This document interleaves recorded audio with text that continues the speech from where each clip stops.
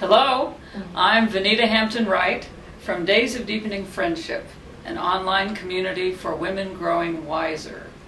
And today at Loyola Press, we have a couple of visitors, a couple of my favorite people, our authors of the new book, Love and Salt.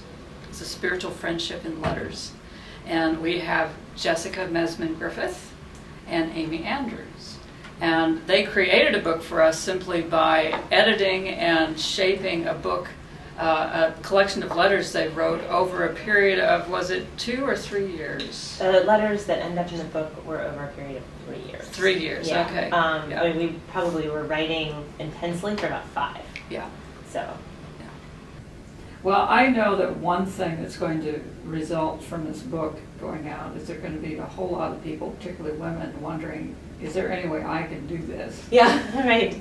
So, and this certainly is not a how-to book, but what thoughts would you have for women who wanted to try to do this sort of spiritual journey together through correspondence? Do you have any ideas? I think that what we're really hoping is that people will start to recognize those encounters that they've had where they have felt like, oh, you get me, you know me. Yeah, right. I think those happen for, when we're lucky, those happen for us every now and then, and I think sometimes we might let it go a little too easily. Mm-hmm. But that's what we've been finding as we talk about the book with people. The first thing they say is they've at least had one. Yeah. They've at least had one person in their life that set them back on the path, that inspired them, something.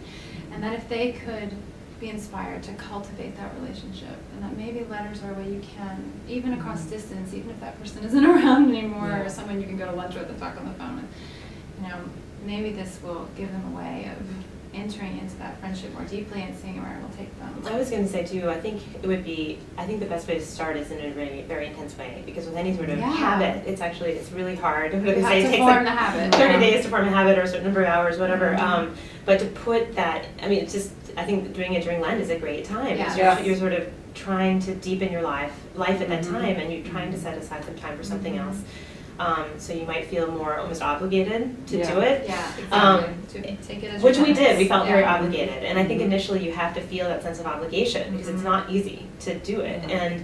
But then once you've done it for a while, you need it, and that's the sign that it's become a habit. Is you just need this thing in your life, and we really felt we would feel terrible when we didn't. It wasn't like we felt like we had to come back to it because it was an obligation. We felt an emptiness, and so we had this longing to return to it, which every time for the past couple of years we haven't been writing, and we felt the lack. And we're still very close friends, but we want that back in our lives. And there's a lot of talk these days about mindfulness and gratitude, and I think it can be hard to cultivate those things. This is a way to do that with these letters. I mean, if nothing else. It's also really it's just so natural. And it is natural. Because it's not, I think we even found this in our letters all the time, that we would realize we were searching for God, searching for prayer, searching for these things very abstractly, very, in the stratosphere, and then they were there, and it was really. You would realize at the end of a letter, you'd feel like, I'm just relating what happened in my day. This is so boring. I'm so sorry. Why am I telling you this? And then all of a sudden, you would feel this like,